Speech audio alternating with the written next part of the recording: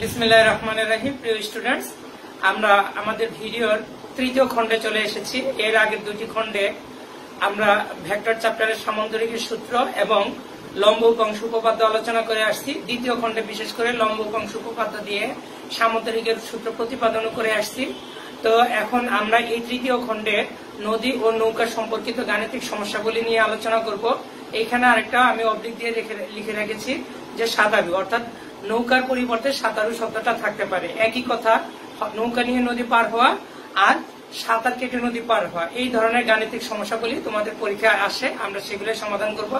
আমি এই ভিডিওগুলা মোবাইলের মাধ্যমে রেকর্ড করে থাকি এবং এটা 9:16 এই অনুপাতে রেকর্ড হচ্ছে।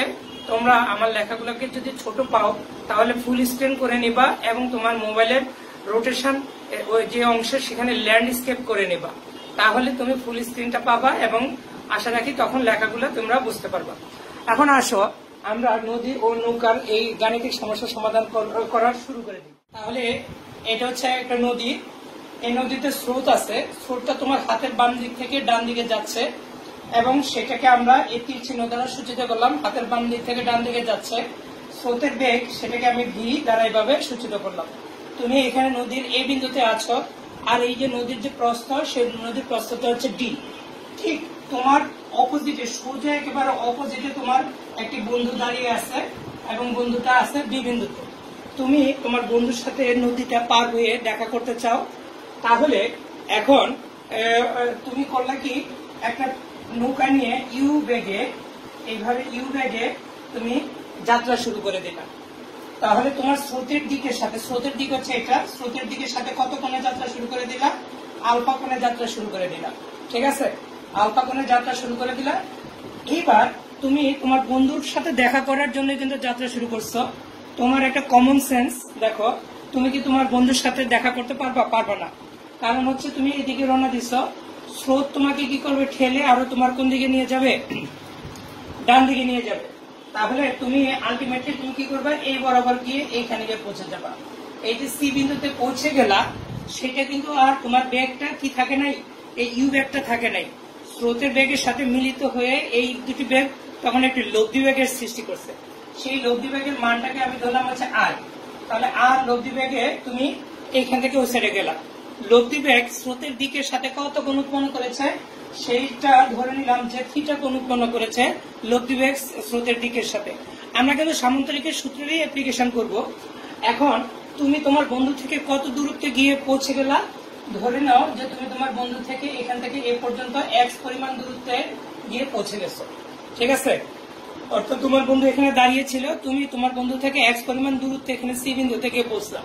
এটা উল্টা ভাবে যদি চিন্তা করো যে এই দিক থেকে কোনো, যদি আমি হিসাবটা করতাম, তাহলে এই থেকে এই যে এইচ পরিমাণ দূরত্ব, এটাকে হচ্ছে নদীর দৈর্ঘ্য বরাবর দূরত্ব। এই নদীর দৈর্ঘ্য বরাবর এই পরিমাণ দূরত্ব তুমি অতিক্রম করেছো। নৌকা দিয়ে যদি গেছো, নৌকা দিয়ে তুমি কোন পথ অতিক্রম করছো, এসি রেখা পথ অতিক্রম করছো। তাহলে দৈর্ঘ্য বরাবর তোমার কতটুকু পথ হয়েছে, দৈর্ঘ্য বরাবর পথ হচ্ছে এ থেকে এইচ। আর প্রস্থ বরাবর এমনি পথটা আসলে যদি প্রস্থ হচ্ছে নদীর প্রস্থ বরাবর যাওয়ার কথা ছিল কতটুকু, এ থেকে বি, মানে হচ্ছে নদীর প্রস্থ। ঠিক আছে, আর তুমি পৌঁছে গেছো কোন জায়গায়, এ থেকে সিতে। কত বেগে পৌঁছে গেছো, আর বেগে রওনা দিছো। কত বেগে, নৌকার বেগ কত, ইউ। স্রোতের বেগ কত ছিল, ভি। তোমার দুটো মিলিত বেগ কত পেয়ে গেল, আর। থিটাটা কি, লব্ধি বেগ কার সাথে কোণ উৎপন্ন করছে, স্রোতের দিকের সাথে এই কোণ উৎপন্ন করছে। তুমি যে তোমার ওই যে এইখান থেকে নৌকাটা নিয়ে ওই পারে গিয়ে পৌঁছে গেলা, তাহলে তো একটা সময় লাগছে, ধরে নিলাম টি সময়। তাহলে নদী পার হওয়ার সময় কত, টি। সেই কথাটা আমরা এখানে লিখি। তাহলে ধরি নদী পার হওয়ার সময় টি। এখন এই যে আর লব্ধি বেগের মানটা তুমি সামান্তরিকের সূত্র অনুসারে লিখতে পারো। কত হবে, আর সামান্তরিকের সূত্র তুমি শিখছো। আমরা ভেক্টর চিহ্নগুলো অ্যাভয়েড করে মডুলাস পরমাণে যদি লিখি, u square plus v square plus 2uv cos alpha, এটাকে আমি 1 নম্বর সমীকরণ দিয়ে রাখলাম। আরটা কি জিনিস, আরটা হচ্ছে লব্ধি বেগ। এই লব্ধি বেগের অনুভূমিক বরাবর উপাংশ তুমি করতে পারো ভেক্টর উপাংশ বিভাজনের মাধ্যমে। এই বরাবর, উলম্ব বরাবর, অর্থাৎ এ এইচ রেখা বরাবর তুমি একটা উপাংশ ভাগ করতে পারো, এ বি রেখা বরাবর উপাংশ ভাগ করতে পারো। কার, এই আর ভেক্টরের। যার সাথে কোণ আছে তারটা হয়ে যায় কি কস ফাংশন, আর যেটা এটা হয়ে যায় উলম্ব ফাংশন, সেটা হচ্ছে সাইন। তাহলে এই এইচ রেখা বরাবর বেগের উপাংশটা কত আসতেছে আর কস থিটা। এ বি রেখা বরাবর বেগের উপাংশটা কত আসে আর সাইন থিটা। এসি রেখা বরাবর বেগ কত, এসি রেখা বরাবর হচ্ছে বেগ হচ্ছে আর। তুমি নৌকা নিয়ে কত বেগে যাচ্ছিলা ইউ, স্রোতের বেগ কত ভি। এসি রেখা বরাবর লব্ধি বেগ তুমি কত পেলা আর। এইচ রেখা বরাবর যে বেগটা পাবা সেটাকে বলা হচ্ছে ভূমির উপাংশ। এই ভূমির উপাংশ সমান বিসি রেখা বরাবর একই জিনিস সমান্তরাল হওয়ার কারণে। তাহলে এই এইচ রেখা অথবা বিসি রেখা বরাবর বেগের উপাংশটা কত আসতেছে আর কস থিটা, আর এবি রেখা বরাবর কত আসতেছে আর সাইন থিটা। এই কথা তাহলে নদীর দৈর্ঘ্য বরাবর বেগের উপাংশ, সেই উপাংশটা কত আসবে নদীর দৈর্ঘ্য বরাবর, সেটা আসবে কত আর কস থিটা। আর কস থিটা সমান আসতেছে, এটা আমরা ওই যে লম্বাংশ উপপাদ্যটা করেছি, সেটা হচ্ছে অন্যান্য বেগের অন্যান্য উপাংশের কস ফাংশন ভূমির উপাংশের সমষ্টির সমান। অন্যান্য বেগের ভূমির উপাংশের সমষ্টির সমান। তাহলে ভি হচ্ছে স্রোতের বেগ, সেটা অনুভূমিকের সাথে জিরো কোণ উৎপন্ন করছে, তাহলে সেটা হচ্ছে v cos zero plus u হচ্ছে নৌকার বেগ, সেটা স্রোতের দিকের সাথে আলফা কোণ উৎপন্ন করছে, তাহলে লিখতে পারবে ইউ কস আলফা। এইটা লিখলাম। কস জিরোর মান কত 1, কস জিরোর মান 1 হলে আমরা এই মানটাকে আমরা লিখতে পারি আর cos theta equal to v plus u cos alpha. এই কস জিরোর মান 1, তাহলে আমরা এটা একটা সমীকরণ দিয়ে রাখি, যে কোনো একটা সমীকরণ। আচ্ছা সমীকরণ দিলাম না, সেটা হচ্ছে নদীর দৈর্ঘ্য বরাবর এই উপাংশটা আর উলম্ব বা প্রস্থ বরাবর উপাংশ। তাহলে আমরা প্রস্থ বরাবর উপাংশটা কত বলতে পারি, নদীর প্রস্থ বরাবর বেগের উপাংশটা হবে তখন উলম্ব উপাংশ না, সেটা হবে কি সাইন ফাংশন, সকল ভেক্টরের সাইন ফাংশনের সমষ্টি না। তাহলে ভি ভেক্টরের সাইন ফাংশন, ভি ভেক্টর কোন উৎপন্ন করছিল কত 0, তাহলে v sine 0 plus u vector কত কোন উৎপন্ন করছে আলফা, তাহলে ইউ সাইন আলফা। এই তো, তাহলে আর সাইন থিটা ইকুয়াল টু কত দাঁড়াচ্ছে, আর sine theta equal to sine জিরোর মান কত 0, তাহলে এখানে 0 যদি বসাই দিই তাহলে আর লাগবে না লিখতে ইউ সাইন আলফা। এই হচ্ছে আরেকটা সমীকরণ। যে দুটি সমীকরণ আসতেছে সেই দুটি সমীকরণ বোঝার চেষ্টা করি। শুধু আমরা বেগ বের করছি, ইউটা এই যে এই আরটা কি, আরটা হচ্ছে এসি রেখা বরাবর লব্ধি বেগ। উক্ত লব্ধি বেগের এইচ রেখা বরাবর সেটাকে আমরা বিসি তো বলতে পারি, কারণ এই দুটি বেগ দুটি পরস্পর সমান আর একই দিকে কল্পনা করলে এই এইচ রেখা বরাবর বেগের উপাংশ যা বিসি রেখা বরাবর একই। তাহলে বিসি রেখা বরাবর কিংবা এই যে বি থেকে সি এখানে যদি এক্স দূরত্ব হয় তাহলে তুমি এখানে বলতে পারবে এখান থেকে এখানে এক্স দূরত্ব, ঠিক আছে। আচ্ছা এটাই আমরা করি, যে এখানে এক্স দূরত্ব হলে এখানে এক্স দূরত্ব এটা। তাহলে এই এইচ রেখা বরাবর বেগের উপাংশটা কত আর কস থিটা, এ বি রেখা বরাবর বেগের উপাংশটা কত কার বেগের লব্ধি বেগের উপাংশ কত আর সাইন থিটা, আর কস থিটার মানটা কত আসে v plus u cos alpha. কই থেকে আসছে এটা, সেটা হচ্ছে আমরা লম্বা অংশ উপপাদ্য করেছি সেই অংশ থেকে আসছে। অনুরূপ ভাবে এটাও আসবে কত ইউ সাইন আলফা, সেটাও কোথেকে আসছে লম্বা অংশ উপপাদ্য অনুসারে। আর আরটা কি জিনিস, আরটা হচ্ছে লব্ধি বেগ, লব্ধি বেগের মান এত।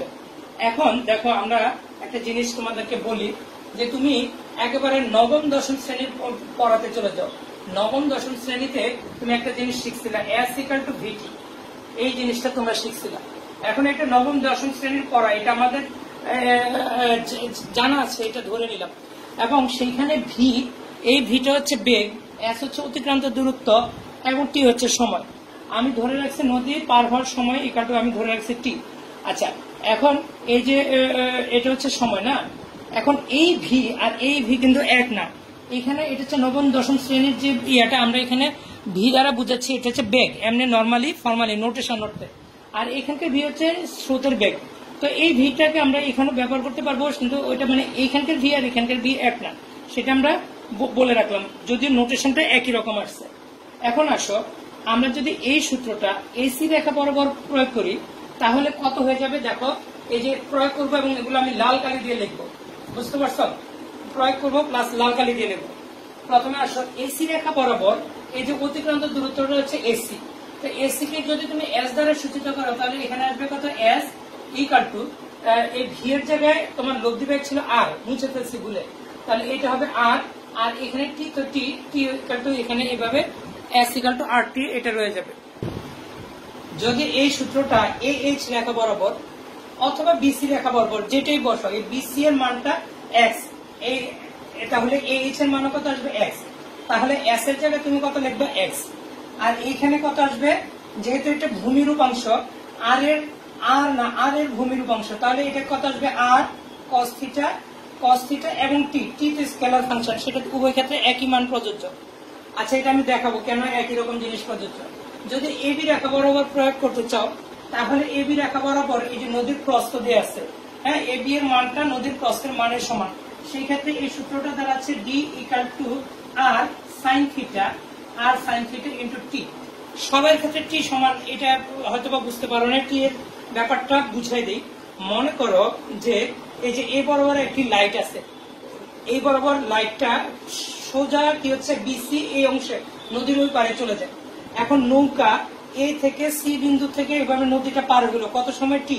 তো এই যে নৌকার ছায়াটা এই বিসি রেখা বরাবর পৌঁছবে, তাহলে যে সময় নৌকা এ বিন্দুতে তার ছায়াটা পড়বে বি বিন্দুতে, নৌকাটা এসি রেখা বরাবর যাচ্ছে তার ছায়াটা এই রেখা বরাবর যাচ্ছে।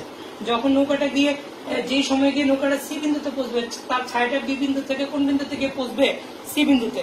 অর্থাৎ আমি বুঝাইতে চাইলাম যে সময়ে এ থেকে সি তে গিয়ে পৌঁছ, সেই সময়ে একই সময় বি থেকে সি পর্যন্ত দূরত্ব অতিক্রান্ত হয়ে যায়, সেটাকে বলা হয় দূরত্বের অনুভূমিক উপাংশ।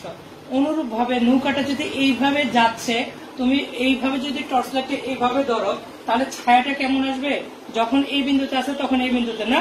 তো নৌকাটা এসি রেখা বরাবর যাবে, নৌকার ছায়াটা কি হচ্ছে, তুমি এখানে একটা দেয়াল কল্পনা করো এবি রেখা বরাবর, তাহলে এই দেয়াল বরাবর নৌকার ছায়াটা আস্তে আস্তে যাবে। যখন তুমি সি বিন্দু থেকে পৌঁছবা, তখন এই বিন্দুর ছায়াটা কোন বিন্দু গিয়ে পৌঁছবে, বি বিন্দু থেকে পৌঁছবে। যার ফলে আমি যে সময় এ থেকে সি বিন্দু থেকে পৌঁছতে পারবো, ঠিক ওই সময়ে কি হচ্ছে, রৈখিক দূরত্ব অতিক্রম করে বা নদীর দৈর্ঘ্য বরাবর অতিক্রান্ত দূরত্ব ওই একই হয়ে যায় একই সময়, এবং প্রস্থ বরাবর অতিক্রান্ত দূরত্ব ওই একই হয়ে যায় ডি। কারণ টি হচ্ছে স্কেলার রাশি তার দিকের উপর ডিপেন্ড করে না। কিন্তু স্টুডেন্ট এই জায়গাটা প্যাস করে ফেলে যে তারা মনে করে যে এই দিক থেকে এদিকে টি লাগলে এখান থেকে এই বরাবর কি টি হবে কিনা, এই বরাবর কি টি হবে কিনা, কিন্তু ওটা ওদের ভুল ধারণা। সব বরাবর একই বরাবর সব জায়গায় টি হবে। আচ্ছা, এই বরাবর ডি আর সাইন থিটা টি না, আমরা এই সমীকরণটা এখান থেকে লিখতেছি। দেখো এখানে কি আছে, আর ডি ইকাল টু তুমি লিখতেছ আর সাইন থিটা টি।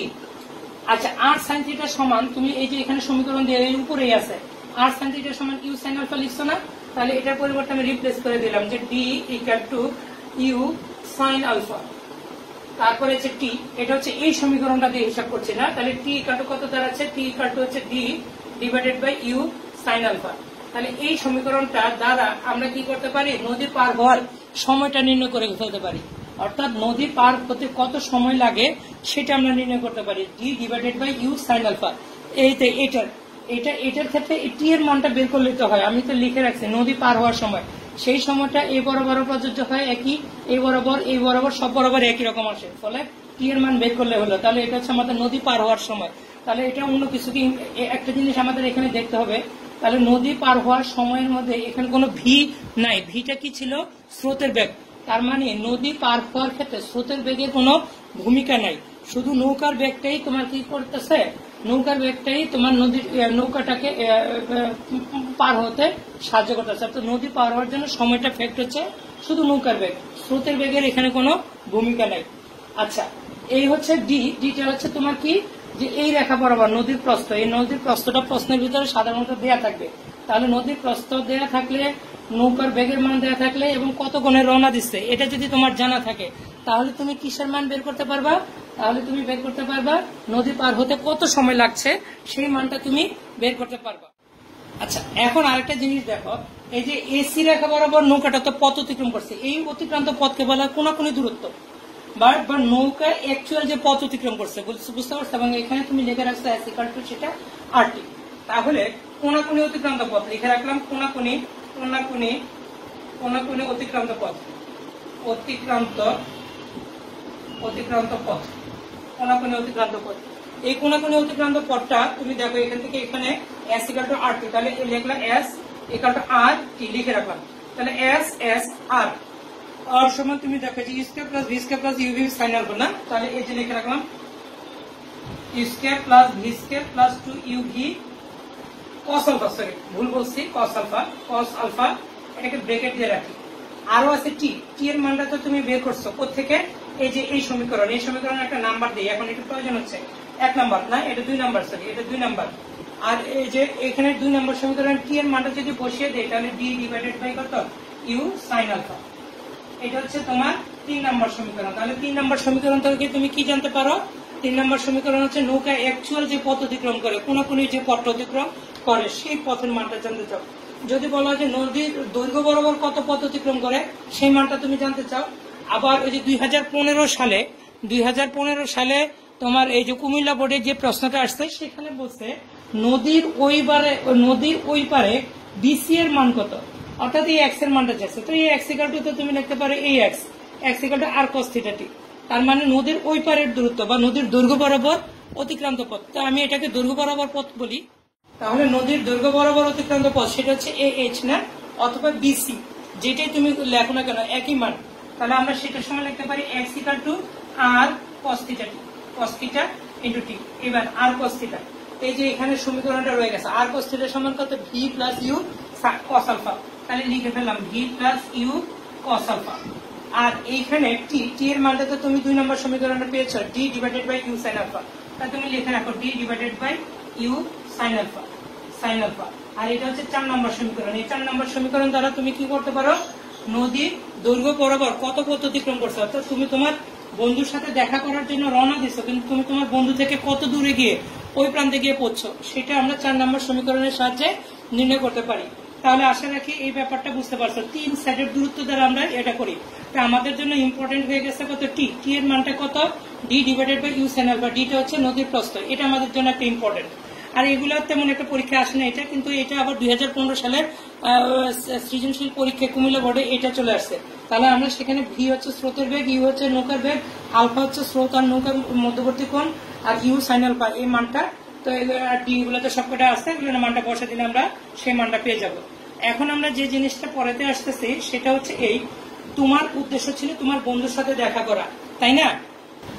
তোমার উদ্দেশ্য ছিল তোমার বন্ধুর সাথে দেখা করা, কিন্তু তুমি তোমার বন্ধুর সাথে সরাসরি মিলিত হতে পারলো না। কি করলা, এসি লাগায় দূরত্বে এক্স পরিমাণ দূরত্বে গিয়ে অতিক্রম করে তুমি ওই পারে চলে গেলা আর লোক দিবেকে। তাহলে তোমার মাথায় একটা টেকনিক আসলো যে হ্যাঁ, যে আমি সরাসরি আমার বন্ধুর সাথে রওনা দিলে কি হয়।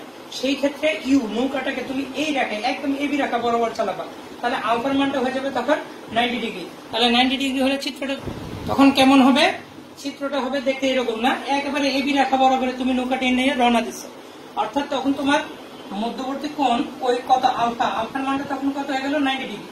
90 ডিগ্রি যখন হয়ে যাবে তাহলে তুমি তোমার টার্গেট ছিল যে সরাসরি তুমি এই কর্নারে রওনা দিচ্ছ, এই কর্নারে রওনা দিয়ে তুমি কি করতে পারো না, তোমার বন্ধুর সাথে সাক্ষাৎ করতে পারো না। তাহলে তুমি এবার সরাসরি রওনা দিচ্ছ একেবারে সোজা, যাতে তোমার বন্ধুর সাথে রওনা দেখা করতে পারো। কিন্তু তাতেও কাজ হবে না, কারণ এই যে স্রোত তোমাকে ঠেলতে ঠেলতে নৌকাটাকে ঠেলতে ঠেলতে এদিকে নিয়ে চলে আসবে। তাতেও তুমি বন্ধুর থেকে কাছাকাছি হয়তো যেতে পারবা, কিন্তু তোমার বন্ধুর সাথে সরাসরি সাক্ষাৎ করতে পারবা না।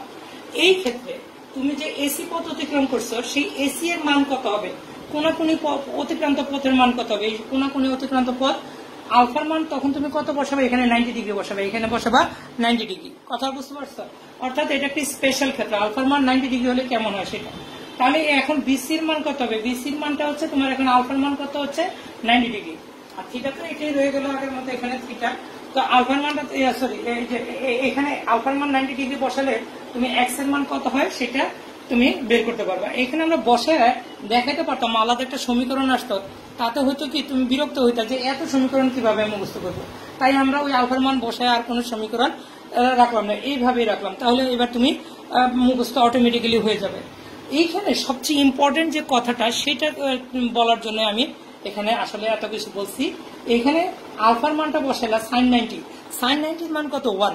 এখানে দেখো সময় সাইন আলফার ব্যস্তানুপাতে পরিবর্তিত হচ্ছে, সাইন আলফার মান বেশি হলে সময়ের মান কম। তাহলে আলফার সাইন আলফার মান বেশি কখনো সর্বোচ্চ কত হয় 1 কখন পাওয়া যায়, আলফার মান 90 ডিগ্রি। তাহলে তুমি যখন সোজা 90 ডিগ্রি অ্যাঙ্গেলে রওনা দিবা তখন সর্বনিম্ন সময়ে নদীটা পার হতে পারবা, এটাকে বলা হয় টি মিনিমাম, ন্যূনতম সময়ে নদীটা পার হওয়াটা।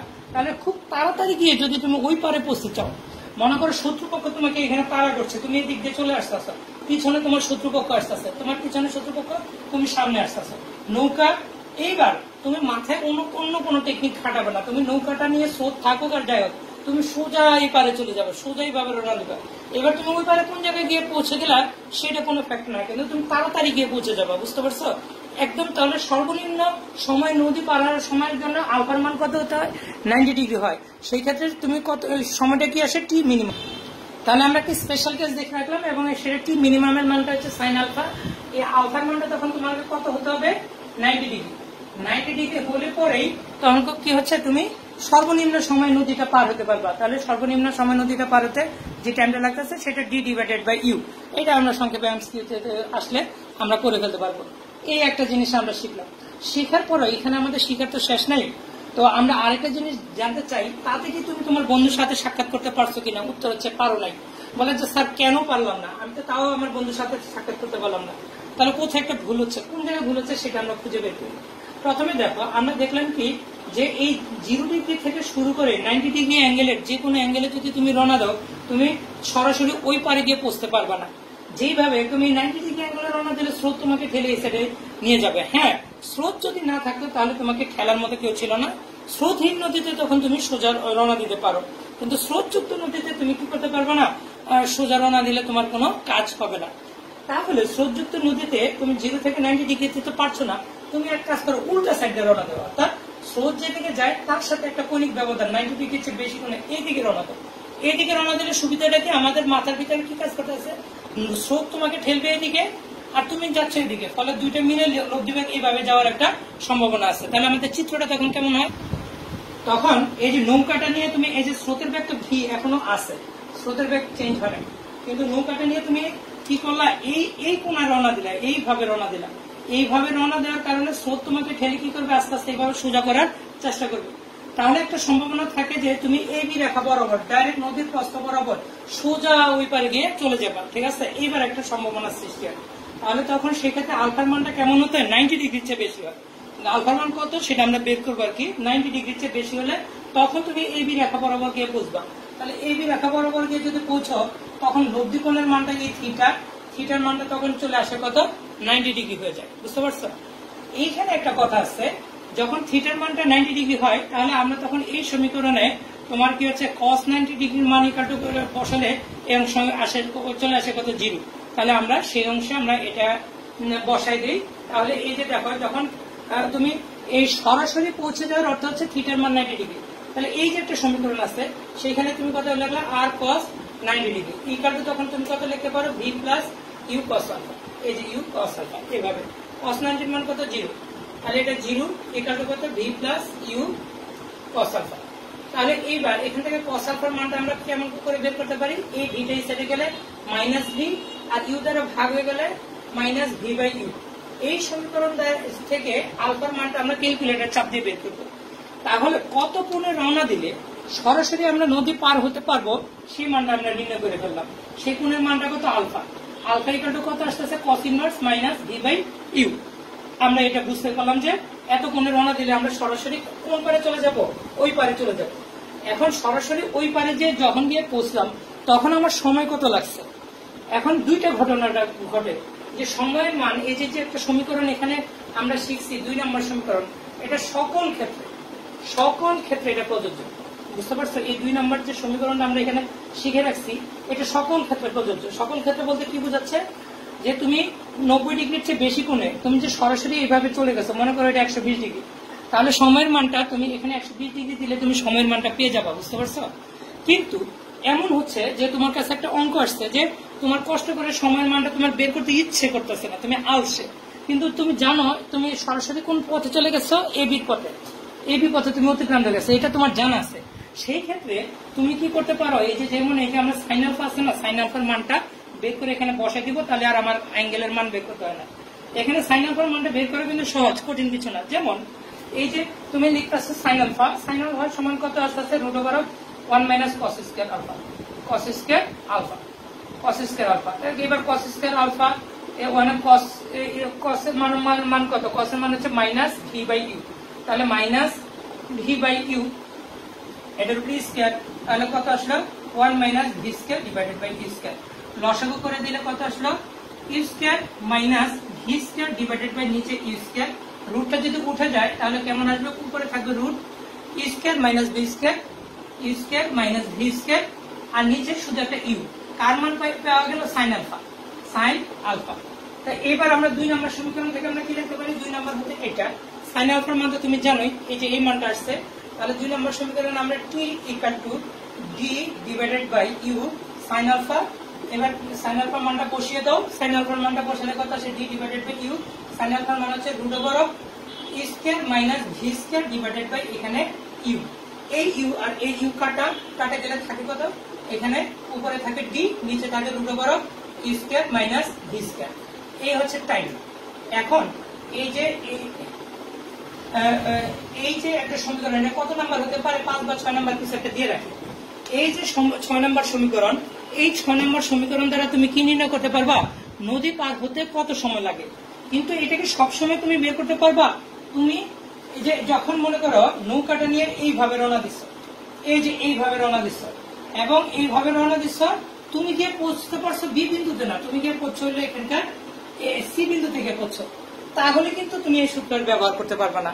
এই সূত্র শুধুমাত্র স্পেশাল কেস, একটি কেসে তুমি ব্যবহার করতে পারবা যদি তুমি জেনে থাকো, যদি তোমার কাছে এই ইনফরমেশনটা থাকে, তুমি নৌকা নিয়ে সরাসরি একেবারে ওই বি বিন্দু থেকে পৌঁছে গেছো। এই একটি ইনফরমেশন বাদ দিয়ে আর কোন জায়গায় এই সূত্রটা তুমি ব্যবহার করতে পারবা না। সব সময় একটি সূত্র তুমি ব্যবহার করতে পারবা, 2 নম্বর। এটা হচ্ছে তুমি সরাসরি ওই পারে গেলেও পারবা, আর সরাসরি না গিয়ে যে কোনো একটা অ্যাঙ্গেলে তুমি গেলে পারবা। আরো একটা জিনিস, যে এখান থেকে তুমি দেখতেছো যে ইউর মানটা ভি হচ্ছে বড় হতে হবে, যে ইউর মানটা বড় হলে সুবিধা হচ্ছে, এখানে টাইমের মানটা কি হচ্ছে, ধনাত্মক মান পাওয়া যায়। রুটের ভিতরে ধনাত্মক হলে একটা পজিটিভ একটা মান অর্থবহ কিছু আসে, কিন্তু ইউর মান ছোট, ভির মান যদি বেশি হয় তাহলে কি হচ্ছে নেগেটিভ। রুটের ভিতরে নেগেটিভ মানে একটা কাল্পনিক সংখ্যা চলে আসবে, তাই না, জটিল সংখ্যা চলে আসবে, তাহলে আসলে তখন পার হতে পারবে না। অর্থাৎ স্রোতের বেগ বেশি আর নৌকার বেগ যদি কম হয় তাহলে তুমি নদী জীবনে পার হতে পারবে না। সময় একটা কাল্পনিক সংখ্যা চলে আসবে, তার মানে তুমি নদীটা পারই হতে পারবে না। স্রোত চলতেছে মনে করো 5 কিলোমিটার পার আওয়ার বেগে, আর তুমি সাঁতরায় পার হতে চাচ্ছ, কারণ তুমি সাঁতার দিচ্ছ 2 কিলোমিটার পার আওয়ার বেগে, তুমি ওই নদী তোমার জীবনে আর পার হতে পারবে না, কারণ টাইমের মানটা তখন কেমন চলে আসতেছে, ইমাজিনারি। তাহলে নদী পার হতে হলে যে ব্যক্তি পার হবে তার নৌকার বেগ বা সাঁতারের বেগ অবশ্যই স্রোতের বেগের চেয়ে কি হতে হবে, বেশি হতে হবে। এটা আমাদের জন্য একটা ইম্পর্টেন্ট একটা ইনফরমেশন। আচ্ছা, এরপরে আসো আমরা এই যে আমরা এত কিছু করলাম, এই এত কিছুর উপর বেস করে আমরা একটি গাণিতিক সমস্যা সমাধান করব। তো আমরা একটি গাণিতিক সমস্যার সমাধান করার চেষ্টা করি। একটি নদীতে নৌকার বেগ স্রোতের অনুকূলে হচ্ছে 18 কিলোমিটার পার আওয়ার এবং স্রোতের প্রতিকূলে হচ্ছে 6 কিলোমিটার পার আওয়ার। নদীর প্রস্থতা হচ্ছে 2 কিলোমিটার, যেটাকে আমরা ডি দ্বারা সূচিত করে থাকি। নৌকাটি স্রোতের দিকের সাথে 60 ডিগ্রি কোণে রওনা হলো, তার মানে হচ্ছে আলফা এর মানটা এখানে দেয়া আছে। আচ্ছা, এখানে অনেকগুলো প্রশ্ন আমি লিখেছি, সকল প্রশ্ন যে একেবারে আমি যে এগুলো যে সবকিছু করাবো আমি একটু বুঝিয়ে দিলেই তোমরা বুঝবা। হ্যাঁ, আমি যা যা শিখেছি হয়তো সবও আসে নাই।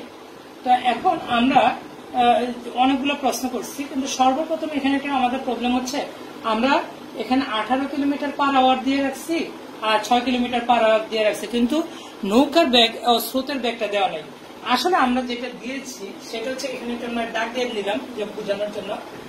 স্রোতের অনুকূলে মানে হচ্ছে নৌকার বেগ যদি হয় ইউ আর স্রোতের বেগ যদি হয় ভি, অনুকূলে মানে হচ্ছে u plus v equal to 18, ঠিক আছে। আর স্রোতের প্রতিকূলে দেওয়ার অর্থ হচ্ছে নৌকার বেগটা অলওয়েজ বেশি থাকবে স্রোতের বেগের চেয়ে, না হলে তো অঙ্কই হবে না। তাহলে সেটা কেমন আসবে, u minus v equal to কত, 6। এই দুটা ক্যালকুলেশন করলে, এটা যোগ করলে 2u আসে, 2u সমান এখানে কত আসবে 24, তাহলে ইউ সমান আসবে 12 কিলোমিটার পার আওয়ার। আর ভি সমান কত আসবে, ভি হচ্ছে ভেলোসিটি, এখানে মানটা বসিয়ে দিলে তাহলে ভি এর মানটা কত আসবে 6 কিলোমিটার পার আওয়ার। তাহলে আমরা কি করে নিলাম যে এই গাণিতিক সমস্যা সমাধানের জন্য ইউ এবং ভি এর মানটা বের করে নিলাম। আলফার মানটা দিয়ে আছে কত, 60 ডিগ্রি। এখন প্রথম কথা হচ্ছে, প্রথম যে জিনিসটা চাইছে নৌকার লব্ধি বেগ কত, তা এগুলো আমি লিখলেই তুমি বুঝে যাবা যে নৌকার লব্ধি বেগ। লাল কালি দিয়ে লিখবো আনসার গুলা, ঠিক আছে। লাল কালি দিয়ে লেখার একটা সুবিধা হচ্ছে এই, এখানে হিজিবিজি হয়ে গেছে তো, তাহলে তুমি বুঝবা না যে কোনটা যে কি। আমি আনসার গুলো এখানে লিখে দিব যে নৌকার লব্ধি বেগ কত। তাহলে লব্ধি বেগ তো এই যে তুমি জানোই, আর ইকুয়াল টু, আমি শুধু সূত্রটা লিখলে তুমি বুঝে যাবা, root over of u square plus v square, লাল কালি রো কালি শেষ, 2uv cos আলফা। এটা লিখলেই তো যে তুমি ক নাম্বারের গাণিতিক সমস্যার সমাধান করে ফেলবা। এখন তো তুমি ইউর মান জানো, ওই যে ভি এর মান জানো, আর বাকিটা তোমার ক্যালকুলেটরের কাজ, তোমার কাজ না। আমি আনসারটা তোমরা যদি কেউ করো তাহলে আমি আনসারটা আমি গ্রুপে দিয়ে দিব, কমেন্ট অংশে দিয়ে দিব। নদী পার হতে নৌকাটির কত সময় লাগবে? তো নদী পার হওয়ার যে সময়, সেখানে তুমি সেটা জানো কি ইকুয়াল টু, তুমি শিখে আসছো d divided by u sine alpha, এটা তুমি শিখছো। নদী পার হওয়ার যে সময়, এই সময়ে স্রোতের বেগের কোনো ভূমিকা নাই, নৌকার বেগেরই ভূমিকা, সময় হচ্ছে টি। এবার যে কোনো ক্ষেত্রে আলফার যে কোনো মানের ক্ষেত্রে তুমি এখানে এই সমীকরণটা বসাতে পারো। আলফার মান আমাদের এখানে দেওয়া আছে 60 ডিগ্রি, বসাও 60 ডিগ্রি। ইউ হচ্ছে তোমার কার বেগ আমরা পেয়ে গেছি 12 কিলোমিটার, আর ডি হচ্ছে নদীর প্রস্থ, নদীর প্রস্থ এখানে দেওয়া আছে 2 কিলোমিটার, ঠিক আছে। তাহলে সব কটা মান বসালে নদীটা পার হতে কত সময় লাগবে সেই মানটা তুমি পেয়ে যাবা। তাহলে আমরা এটা বুঝতে পারলাম যে কত সময় লাগবে। নৌকাটি মোট কত পথ অতিক্রম করলো, তার মানে হচ্ছে কোন কোন যে পথটা আছে সেটা চাইছে। যদিও এই সূত্রগুলো ওইভাবে আসলে তখন তোমার যে কাজটা হবে, এই আর এবং টি এর মানটা তুমি যেটা পেয়েছো, আর এবং টি এর মানটা তুমি গুণ করে দিলে হলো, অর্থাৎ এস ইকুয়াল টু কোন কোন ক্ষেত্রে S equal to R T.